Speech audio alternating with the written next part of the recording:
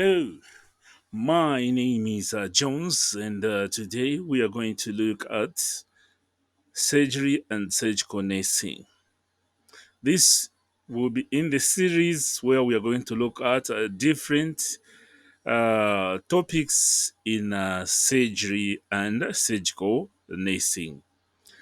Okay, so the course lecture of surgery and surgical nursing has got a vast number of hours that I would want to highlight.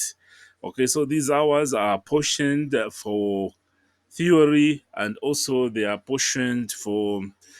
also apportioned for practical. You find that there are more hours apportioned for practicals than for theory. Okay, so it requires a hands-on approach for one to understand surgery and the surgical nursing.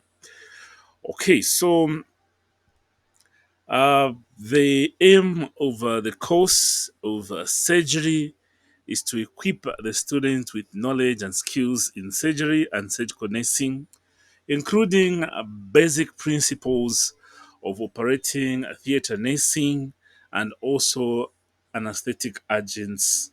Okay, anesthetic agents on patients. So, when you learn about surgery, you're going to have the basic knowledge and principles that one needs to have when you want to practice as a surgical nurse.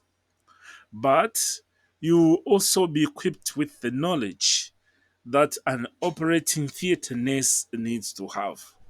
Apart from having the knowledge of an operating theater nurse that they should have, you will also be equipped with the knowledge that anesthetic agents have on the patient.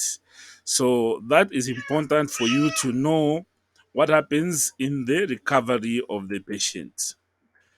So the course objectives includes some definition of terms and concepts that are used in surgery, a demonstration of an understanding of principles of surgery and surgical nursing, which we are going to endeavor to explain within the first part of the lesson. Okay, within this first part of the lesson of surgery. Okay, it also requires the course objectives that you should be able to describe common surgical conditions affecting various systems of the body. Okay, you also be able to apply the appropriate nursing models in management of patients with a surgical condition, and also be able to identify and utilize available resources for rehabilitation of patients, including referral to appropriate organizations. So, surgery and surgical nursing okay, has these objectives that we want to achieve so that you can practice your surgery in nursing. So, surgery in nursing equips you with surgical skills.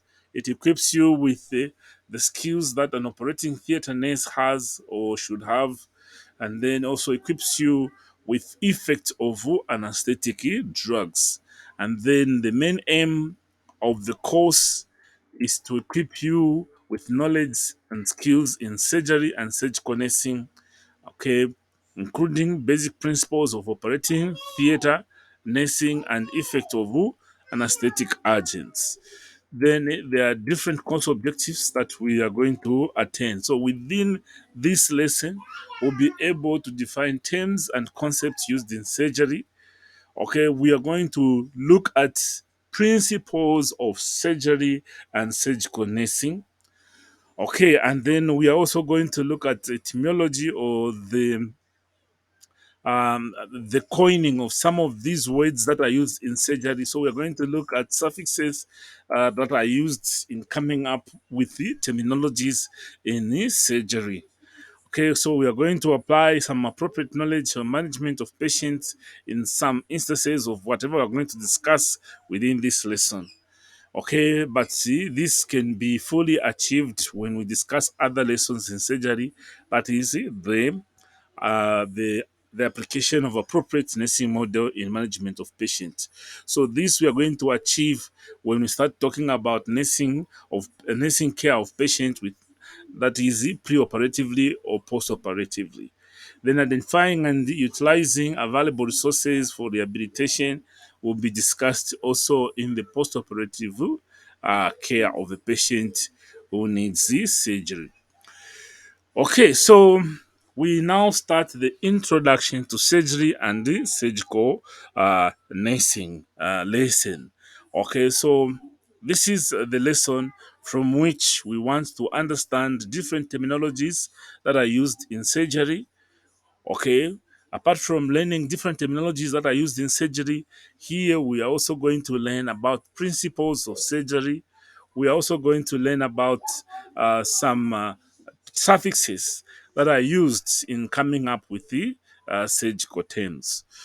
Okay, so surgery is a medical specialty that uses operative manual and instrumental techniques on a patient to investigate or treat a pathological condition, such as a disease or injury, or it will help to improve the patient's bodily function or appearance.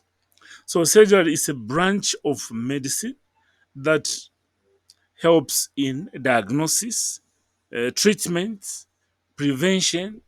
Okay, now apart from these ordinary elements that we see in the medicine of diagnosis, treatment, and prevention, surgery goes beyond that. Okay, and then surgery does not necessarily use ordinary pharmaceutical drugs in order to treat patients. It uses operative manual. It requires that one has surgical skills, okay, has surgical skills in order to correct a pathology. Okay, so surgery is a way of treating a patient by cutting. Okay, cutting. So start treating the patient by cutting. You cut out the pathology, okay? But apart from that, you can also improve function, okay, that someone might have, okay, so that you can bring it back to um, a different level or way of performing. Okay, so surgery may also be defined as the art and science of treating diseases, injuries, deformities by operation and instrument. Okay, so this is what we are saying, that surgery, well, you can look at it as an art and science, but we know it's a branch of medicine. Okay, so it's also on its own an art and science that will help. Okay, the main rule of medicine is that we want to treat the patient, we want to prevent diseases, okay, and we want to lessen the likelihood of complications. So, in surgery, as the science and art, we treat diseases, we treat injuries, we also treat deformities by operation. And and to achieve this, we use surgical instruments. Okay, so the surgical procedure involves interaction between the surgeon and other members of theater team, such as the nurse and the anesthetist. So we find that in theater, where these surgical procedures are conducted, the surgeon, that is a physician who has specialized in conducting operations or surgeries.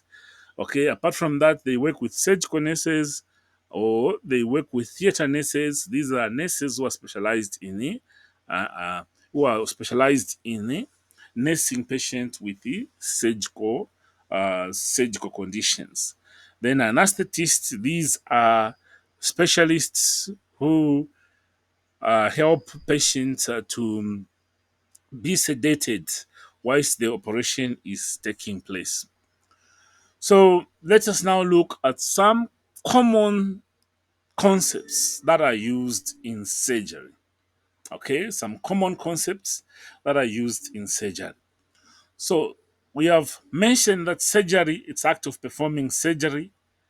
Okay, surgery is the act of performing surgery and may be called surgical procedure. Now, the act the act of performing that surgery, we are calling it a surgical procedure. So when one, let's say, for instance, is conducting male circumcision, so what they are conducting, that art and science of cutting, okay, we are saying they are conducting a surgical procedure. So this art and science of cutting is for treatment purposes, can be for diagnosis purposes. So because it involves cutting, which is a surgical procedure, so we are saying this person is conducting a surgery. So we can say surgical procedure. We can say the person is going under operation. Okay, so person under operation is a person who is being operated on, where a surgical procedure is being done. Okay, or simply you can just say surgery as patient is undergoing surgery, meaning patient is undergoing an operation. Okay, an operation which is a surgical procedure. Act of performing surgery may be called a surgical procedure, operation, or simply surgery. So now, in this context, the verb operate means to perform surgery. Patient is undergoing surgical procedure. So the verb operate means to perform surgery. Then the adjective surgical means pertaining to surgery. We have used terms like surgical instruments, okay, or surgicalness. So this means pertaining to surgery. Okay, so the term surgery can also refer to the place where surgery is performed or simply the office of a physician or a dental surgeon. Now, we have used the term surgeon. So the term surgeon refers to a person who practices surgery. Person who practices surgery is known as a surgeon. So now, a surgeon, for one to be a surgeon, okay, first they will need to be physicians and then specialize in the art and science of treating patients with after cutting. So we are saying a surgeon is a person who practices surgery, and one becomes a surgeon after specializing in treating patients, okay, using the art and science of cutting or operation. So commonly, surgeons, we have said, are people who are physicians and have specialized, but we also have dental surgeons. These are oral and maxillofacial surgeons who are specialized in the cutting or operating of patients with some mouth disorders that needs diagnosis, treatment, or may need rehabilitation. So these we call them dental surgeons. Okay, so we have surgeons, physicians who are specialized, and then we have dental surgeons. These they go directly and specialize as doctors of oral health and maxillofacial maxilla, so maxillofacial pathologies. Okay, so with those terms explained, now let us look at some of the terms that we are going to continuously use, or the terms that are continuously used in surgical units. Okay, so, or in the practice of surgery. So you find fancy terms like excision. So excision means cutting out an organ. Okay, so it can be a tumor or other tissue. So to excise it is we are saying cut it out. Then resection, we are just looking at the partial removal of an organ or other bodily structure. Resect, okay, you are just doing a partial removal of an organ. Then the term ligation, okay, means tying off, let's say, vessels, ducts, or tubes to ligate. So to ligate is tying of blood vessels, ducts, or tubes. To tie off, ligate. Debridement, that is removal of dead or damaged tissue. You remove this diseased tissue because if you keep it in place there without removing it, it will cause infection. So the removal of dead tissue, we call that debridement. So you remove the debris, debridement. Remove the debris, okay, that is the dead tissue or damaged tissue. Okay, then other terms that we also need to appreciate in English terms, okay, and then now in professional surgical term, when you use the word reduction, okay. So in English term might mean something different, but reduction here it's a movement or realignment of a body part to its normal position. So patients after let's say a malposition, okay, after a fight malposition, they can be they can be a dislocation, and this dislocation might need some kind of physical manipulation so that you bring the part that had moved from its position into its place. So reduction is just realigning of a body part to its normal position. Other examples of reduction is that, let's say, broken nose, you might need a repositioning so that the nose can come back to its part from their displaced area to its normal or original position, so that you can restore normal airflow, okay, of the nose that was displaced, of course, from a fist fight. Then grafts. So grafts are pieces of tissue cut from the same body or flaps of tissue, still partly connected to the body, but resewn for rearranging or restructuring of the area of the body in question. Although grafting is often used in cosmetic surgery, it is also used in other surgery. So graft, we are looking at a tissue that is going to be used to patch up another part, okay, of a different body part.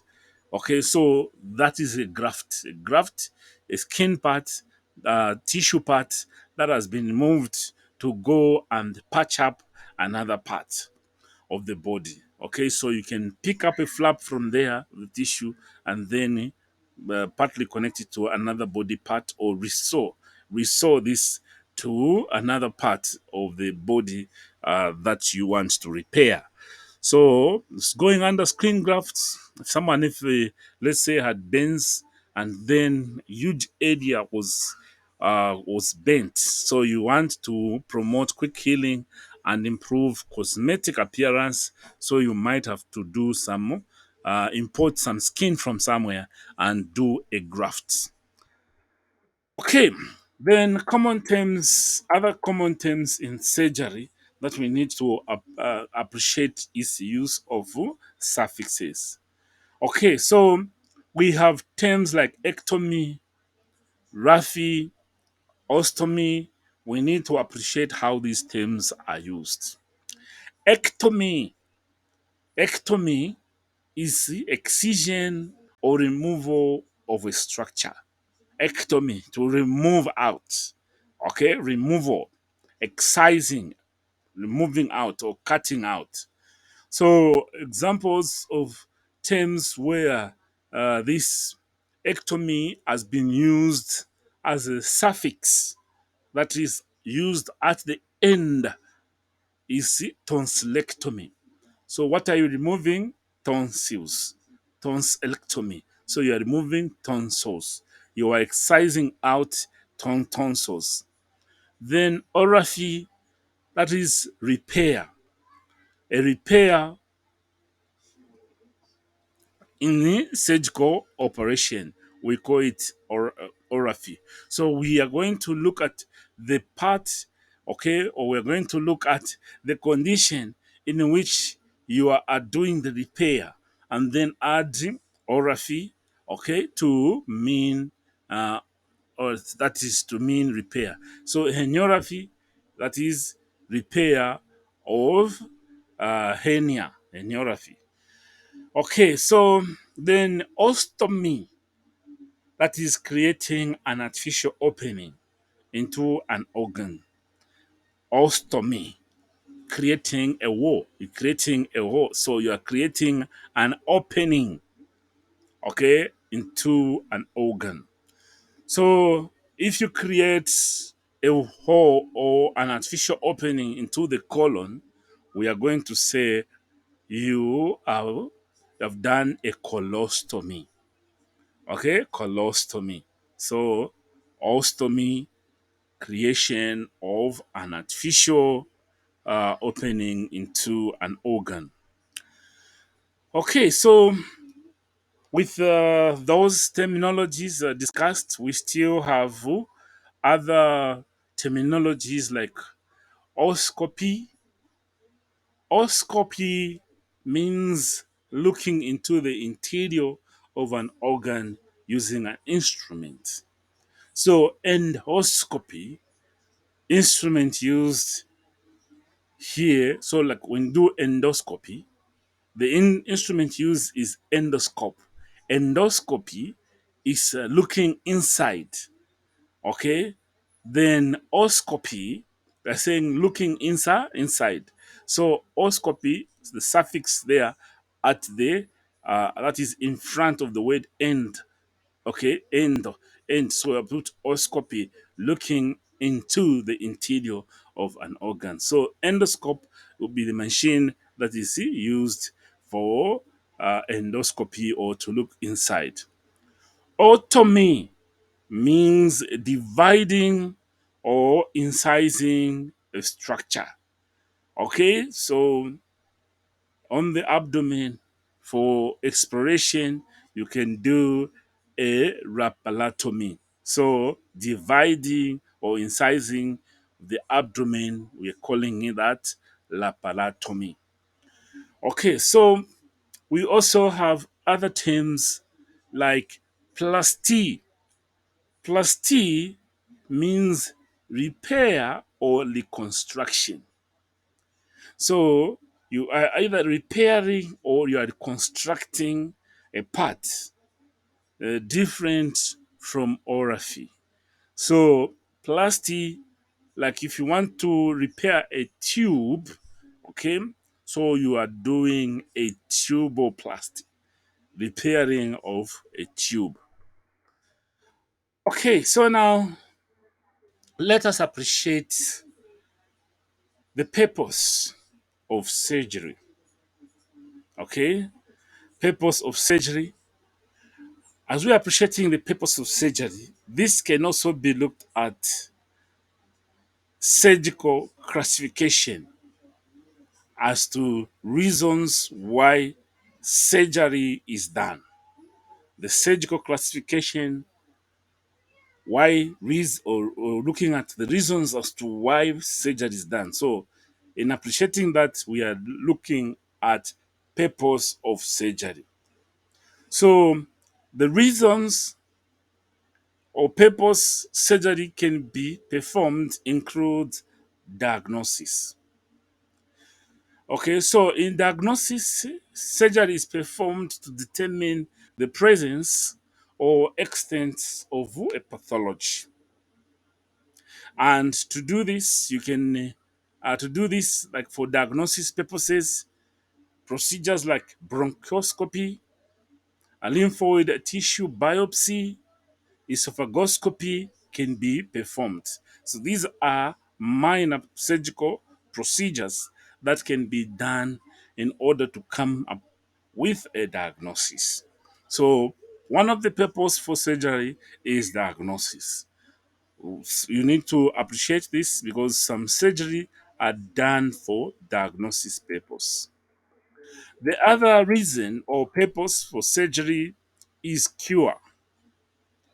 Surgery can be done for the purpose of cure. Here, surgery under cure, it is performed to eliminate a diseased organ or repair an organ that has a pathology. For instance, if you remove a ruptured appendix, that appendix is diseased or ruptured. So, to bring about cure, you need to remove the appendix, the ruptured appendix.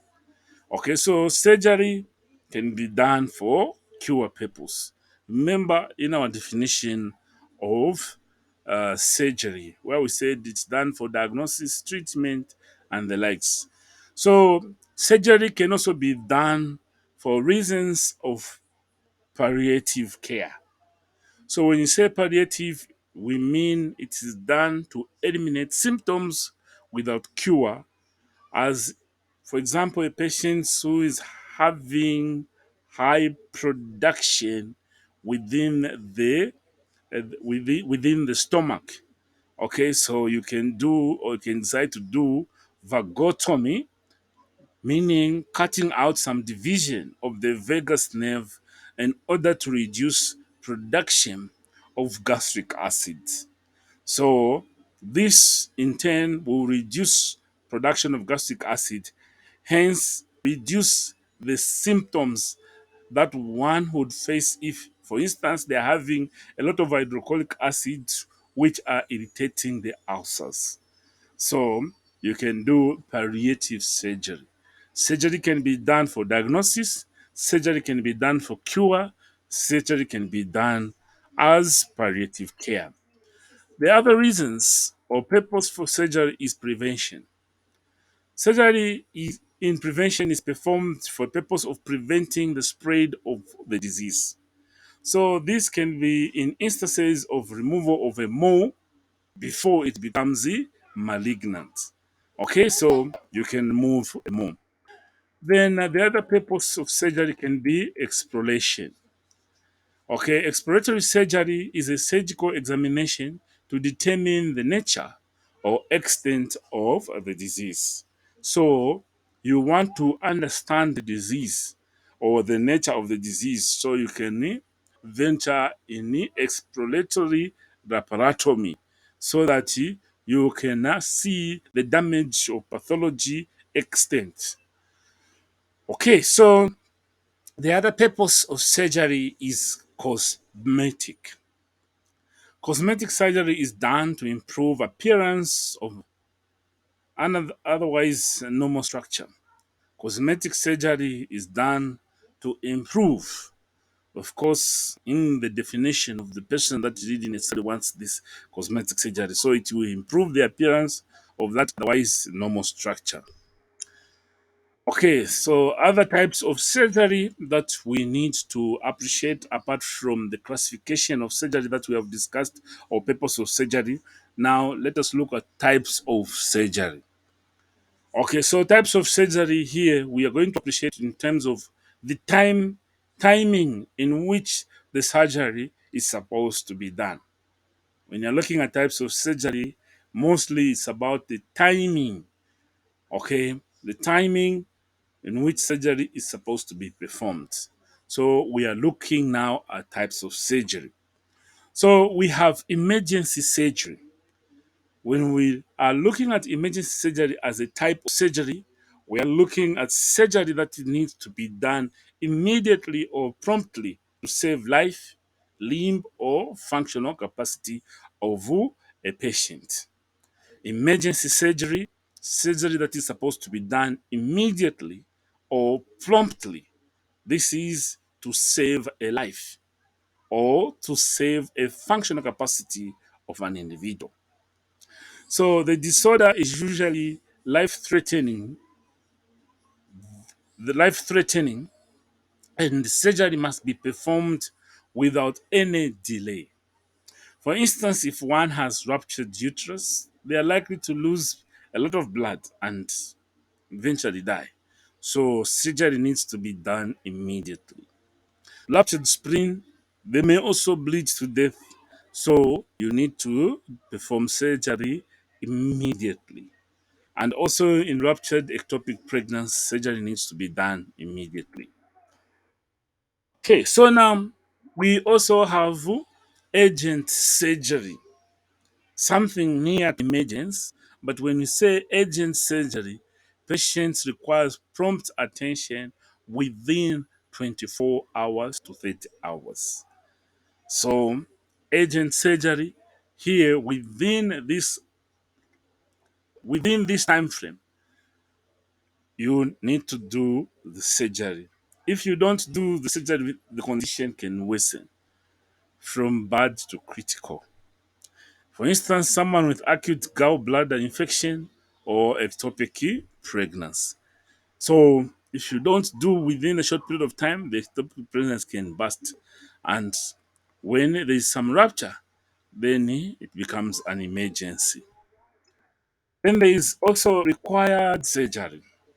When you look at required surgery here in terms of time or timing, the patient needs to have surgery within a few weeks or months. We started emergency immediately, urgent within 24 hours, then required within weeks or months. So, for instance, if one has prostatic hyperplasia, which is not obstructing urination, okay, so these may may fall under the type of required surgery that it needs to be done. Because if obstruction comes, then we need to do an emergency surgery. Because if we don't do an emergency surgery or urgent surgery, there will be bladder rupture. Someone with cataract may fall under required surgery because the cataract keeps on growing per week, per month. So that then will worsen the damage caused by the cataract. So those fall under required surgery. So required surgery that needs to be done within a week or month. Elective or planned surgery. So elective surgery is done to correct a non-life threatening condition and may be out or patient may be out at their request and also at the surgeon's facility or availability. So elective surgery is planned surgery where one may be given an appointment on the time convenient for the doctor and convenient for the schedule of theater cases that they have so that they are operated on. So these, we say they are due for an elective surgery, a surgery that is done, okay, for a non-life threatening condition. And this may be at the patient's request that the surgery be done on certain days or surgeon's schedule. It is one of the most desirable type of surgery because it can be undertaken when patient's general condition and local conditions are controlled and favorable. So it's quite advantageous if patient is due like for an elective surgery or planned surgery, because if patient is having high blood pressure issue, you can reduce it to make it conducive for surgery. If patient is got low immunity, you can improve patient's immunity. Then there is multi-stage surgery. So when you talk about multi-stage surgery, it's a type of surgery that is done in cases where the patient's condition is not good enough to do all that is necessary at once. If you do everything at once, you may reduce patient's immune capacity and patient may die. So patient's condition is not good enough to do all that is necessary at once. Okay. For instance, pedicle graft or reconstruction surgery, which is done in extensive burns. So the first operation may be designed to help rest or drain an organ or cavity so that the subsequent curative measure can be safely undertaken. For instance, in gastrointestinal operations like colostomy and colostomy closure. So at some point, they will, to help reduce or remove the blockage, they may conduct a colostomy. And then afterwards, when the other part has been corrected and has healed nicely, Then they may anastomose or bring back the colostomy part and anastomose the intestine as a way of collecting the pathology. Then the other types of operations or surgery that are there is reoperation. Reoperation comes in necessarily after after the patient, let's say, develops a complication that may arise from first operation. So that means patient will need to go for reoperation. So reoperation comes in because of complications of first surgery. Then optional surgery. This means that the decision to perform surgery is not mandatory. Like the term itself, it's optional. So the patient is still safe even without the surgery. But for cosmetic reasons, they may come for surgery. So it's optional. Patient may decide to live with that pathological feature, okay, and be able to survive normally without any life-threatening situation. Or patient may have to decide to have it removed, okay, because it's an abnormal structure that has necessarily appeared. Then there's transplant surgery. In transplant surgery, here, donor organ is inserted into the recipient's body and reconnected to the patient in all necessary ways. So, transplant of one organ, such as a kidney, from the donor will be given to the recipient. So, we call this transplant surgery. Okay, so now let us look at principles of surgery. The principles of surgery deal with surgical instruments as one of the things. So, when you talk about instrument here, surgical instrument as one of the principles of surgery, it consists of key points of surgical instruments such as information on proper handling of equipment. Surgical instruments here we will need to handle instruments well to prevent accidents in the theater, okay, or in surgical units. You need to know how to handle surgical instruments. Okay, so that is the first principle to do with the handling of surgical equipment. Then number two, preparing equipment for surgery. To prepare equipment for surgery, okay, there are methods of sterilization that will help to render instruments free from infection. And these constitute the preparation for surgery. It also includes information about how to prepare equipment for sterilization and how to ensure that proper sterilization has been achieved. So, the second principle of surgery has to do with sterilization of equipment or use of equipment that are free of infection. The third principle of surgery is about preparing patient for surgery. So, under this principle is a description of preparation of the patient and that is the operative side, how it's supposed to. So here we follow doctor's preference. Okay, doctor's preference on how an operative site is supposed to be prepared in order to reduce infection. Issues of shaving and the likes according to doctor's preference. Then principle number four is preparing the surgeon for surgery. So preparing the surgeon for surgery here as the fourth principle gives a description of preparation of the surgeon for surgery. Like the surgeon needs to scrub, needs to gown, okay, and needs to glove, okay, using a safe glove. So these precautions are taken by surgeon to prevent infection affecting the patient. So this is to promote asepsis. Okay, so aseptic technique. So you don't want infections to be introduced in the patient. So the fourth principle is about use of aseptic technique by the surgeon. So you can start also cleaning procedure and end with the dirty ones. Okay, so all this falls under asepsis. So in theater, the principle we're saying um, you start with clean procedures, then end with the dirty ones. So this is to do with principle number four. Okay, then you always begin with serious cases, then proceed to non-urgent ones. Then the other principle under the same is to start with children first, then end with the adults. For simple reason, children are likely to be less infectious than the adults. That's a simple reason children have vulnerable immune system as compared to adults. So Start with cleaning procedures, always begin serious cases, and start with children first, then adults. Okay, so this is falling under the preparation of the surgeon for surgery. Then the other fourth one and the same is making a list of all supplies that you need. Okay, so when you have started a surgical procedure, you don't need to start running around of certain equipment that you have not put on your theater table. Okay, so then you can also do a thorough patient assessment.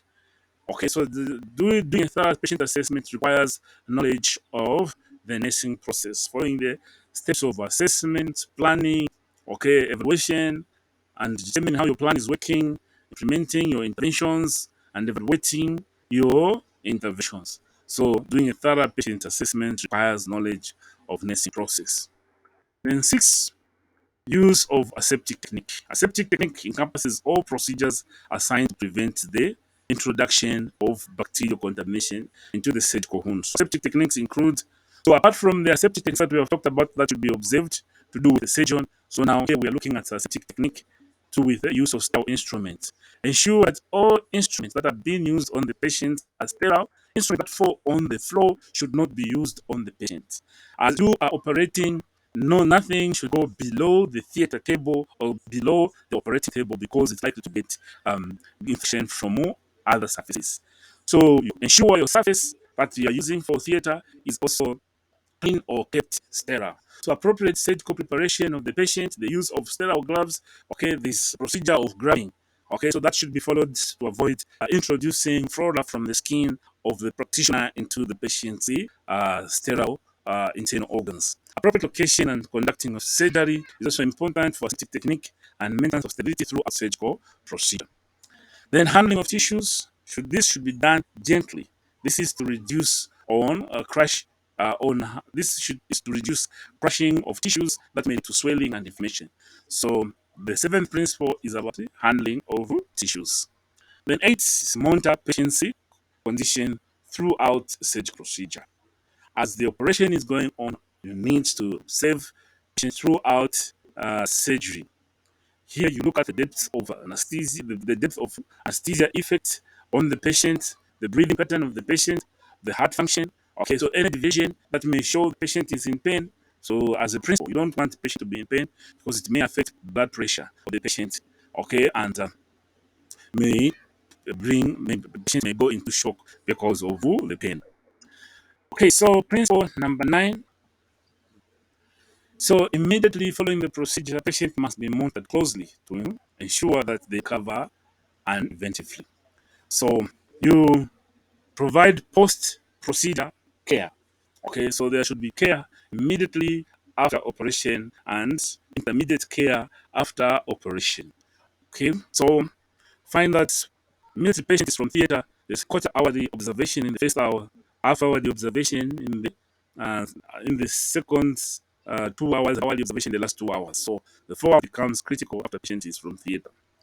Then principle number 10 is about collaboration or working as a team.